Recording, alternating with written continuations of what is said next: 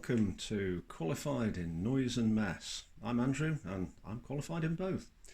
Today we're making noise and I'm in the cellar that I've been working in for some time. So working in a confined space, this is about 3 meters by 3.5 plus a bit of a corridor, using a vibrating plate compactor, otherwise known as a Wacker, which I think is a brand name, is kind of essential, but a petrol driven one, I'd end up gassing myself. So what I've got here is an electric one. It's made by Altrad Bell, people who make the mixers that we're all familiar with, and yeah, what can you say about it? 1500 watts, you can get a 240 or 110 volt version. The company that I hired this from does both. Looking at the specifications, that will produce a 12 kilonewton vibration compaction force. The equivalent sized petrol driven plate compactor does slightly less. I think it's about 11.5 kilonewtons. Well, you know, so what? The nice thing about this is you don't have to faff around getting petrol, making sure, trying to work out the choke, getting it to start, idling it, letting it warm up and all that sort of gubbins, and then running out of fuel partway through the job and having to go to your local garage. None of that. Basically, plug and play.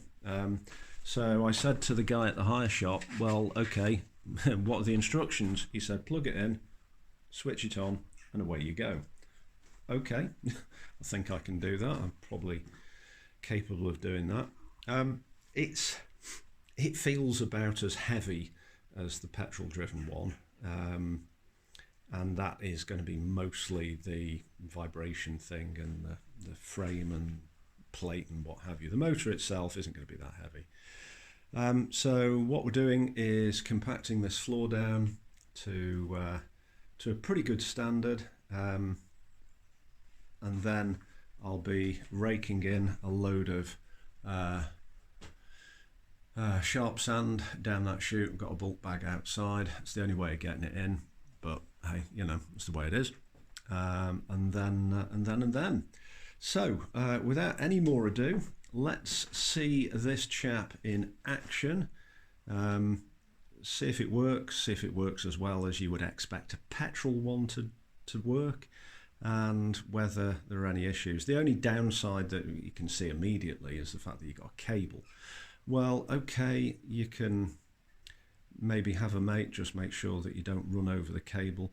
I think that's a minor inconvenience. You know, you're not gonna run over the cable. Well, you might, but you shouldn't.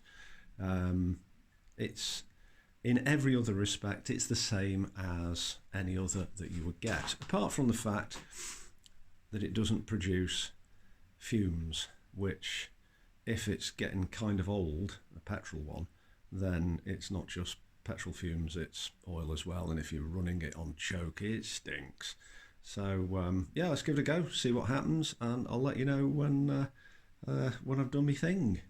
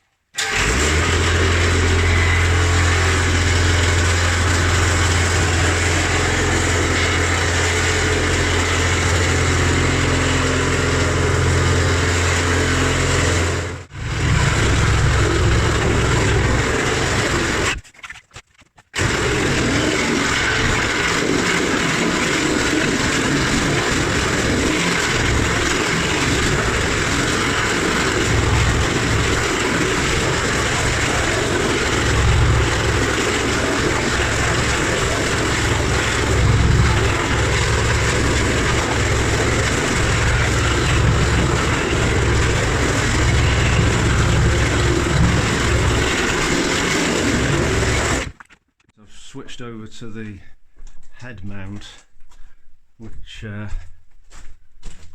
I'm glad nobody can see me because I look like a right idiot. Oh, sorry. Ow. Right then, let's see how we go in confined spaces. I mean, it's not going to be any different to any other compactor. It's just going to be, you know, whatever. One of the good things I like about this is you don't have to, sorry if this is a bit off centre or anything, you don't have to wait for it to warm up or leave it idling or anything. It's not consuming any power while it's switched off, fairly obviously. Right, here we go.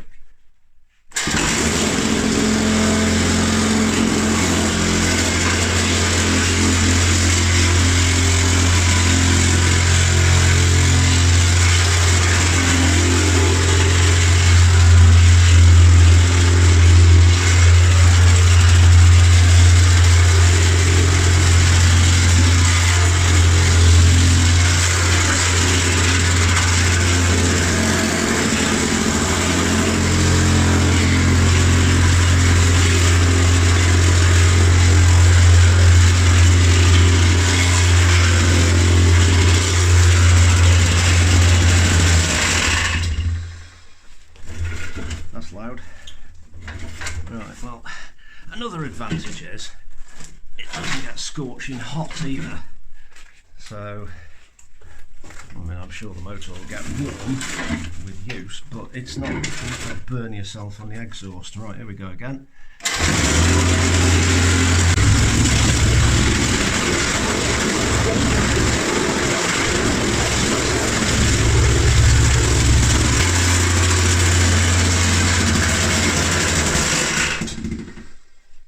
How easy is that?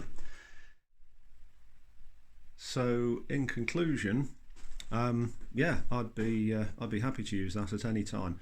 If I was outside in the pouring rain, I'd probably want to get a waterproof extension and certainly a waterproof plug. That's just basic common sense. Indoors, it doesn't matter. Obviously, you've got to you know, think of electrical safety. I don't know what the IP rating of this is. I'm assuming, I can't see the rating plate because it's under a little cover. I don't know whether it's IP rated in terms of moisture protection. I can check that out on the website. But yeah, it does everything you could want. I can't see any reason why I wouldn't use it if I wanted one of this size. It's a lot easier on the environment because you haven't got, you know, badly carbureted petrol fumes spewing out all over the place. Okay, I know it's not much, but it's something that we need to be mindful of these days. If you don't need to use petrol or diesel, don't. So yeah, can't see any reason why I wouldn't use it. The only minor criticism, I think that's a cable holder. Seems a bit flimsy. I've just bent that back into shape, really. But yeah, it's good piece of kit. Happy to use it, and there we go. So, thank you for watching. This is Andrew of Qualified in Noise and Mess, saying thank you for watching. And if you like what you see and other randomness, please like, subscribe, comment, yada yada yada, blah blah blah. You know what to do. I'd be grateful. Anyway, thanks a bunch. Cheers now.